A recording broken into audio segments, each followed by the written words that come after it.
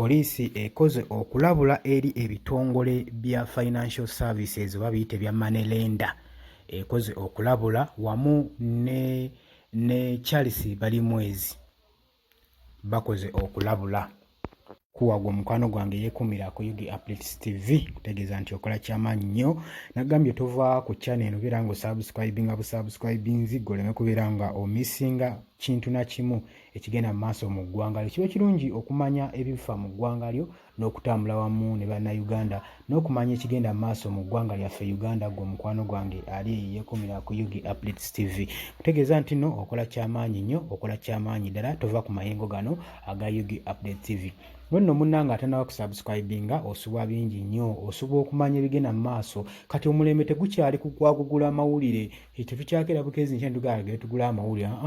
Information egenda otutuuka ey'amawulire ng'ate ffe twagikuwadde dda gwe muganda wange ali eyeekumira ku Yugi Updates TV. Beera nga gwe abaasooka okumanya, beera updated gwe muganda wange ali eyo. Buli kigambo ky'enkyukakyuka, eggulire erifudde mu ggwanga lyo, tujja kubanga tuli kuweereza gwe muganda wange. Gwe kyolina okukola kimu kyokka kusubscribinga ku channel eno tusobole okuba nga tukuweereza gwe mukwano gwange eyeekumira ku Yugi Updates TV.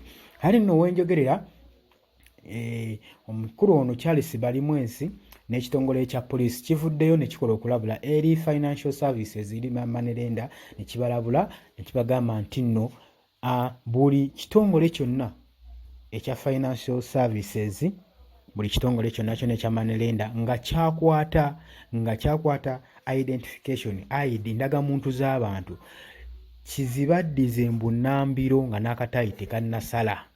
Omukwano gwange yeekumira ku Yugi Updates TV zizzeeyo mangu nga n'akatayi tekannasala gwe muganda wange ali eyo. Lwaki?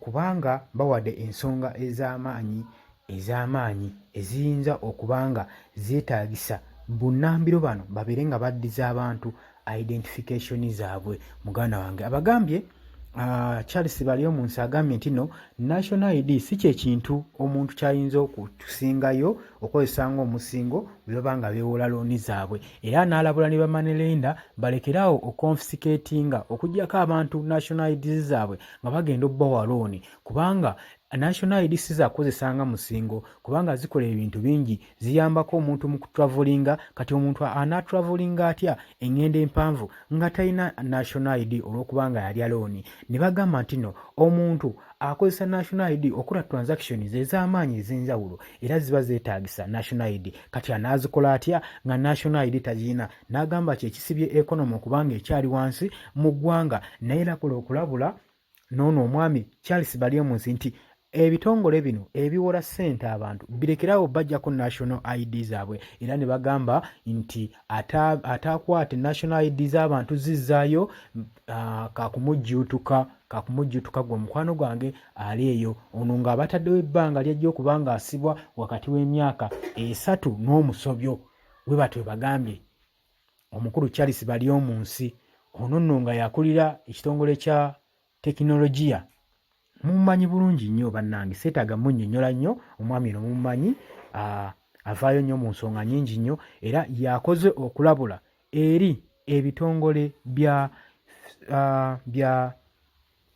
money lending oba biyite financial services. Gwe mukwana wange eyeekuumira ku Yugi Updates TV mutegeeza tweerabira ku subscribinga mu mwaka mu April mu September era NIRA yavaayo nekola okulabula eri abantu aba confiscatinga national ID z'abantu. Naye bagamba nti no national ID zino temuddanga muzikozesa nga musingo eri kampuni zammwe nga muwola abantu ssente. Munoonyeyo ekintu ekirala kye muba mutwala ng'omusingo, mulekerawo confiscatinga national ID z'abantu nga muzitwala ng'omusingo. Era nalabula nammwe abantu okutwala national ID zammwe nga mugenda okufuna looni ne muziteekayo ng'omusingo. Gwe mukwano gwange ekiri yeekumira ku Yugi Updates TV nkutegeeza nti no bagambye ekitongole kino ekyanira kyava ne kibagamba balekerawo okukozesa national ID zammwe nga ekyokwekwasa ng'omusingo nga mugenda okufuna looni, kubanga zino si zaakusingayo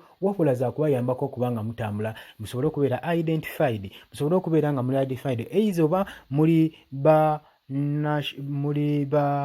batuuze ba ggwanga oba temuli ba national oba temuli batuuze ba ggwanga gwe mukwano gwange ali eyampuliriza era nekikola okulabula ddala ebitongole bino ebya financial services wamu n'omukulu ono Charles Balyomunsi akoze naye okulabula bagambye mbunnambiro nga n'akatale tekannasala bakwate national IDs baziddize bannenyinizo muganda wange gwe eyeekumira ku Yugi Updates TV ngolowooza kiki ekiri emabega wa kino ngolowooza mukulu Charles Balyomunsi n'ekitongole kya NIRA n'ekitongole ekya poliisi bavuddeyo ne bakola okulabula okutuufu gumugana wange olowooza ki ensonga eno ogirowoozaako okiggwa ali eyeekumira ku Yugi Updates TV kutegeeza tewerabira ku subscribinga muganda wange genda maaso n'okuba nga osubscribinga sharinga likinga osobole okuba nga tova ku mayengo ga mukutu guno osobole okuba nga obeera updated nga tukutuusaako information buli nsonda baganda banga baliyo nyongera okubaaniriza era n'okubabuuzaako egyo gyonna gye mutuusaako engalo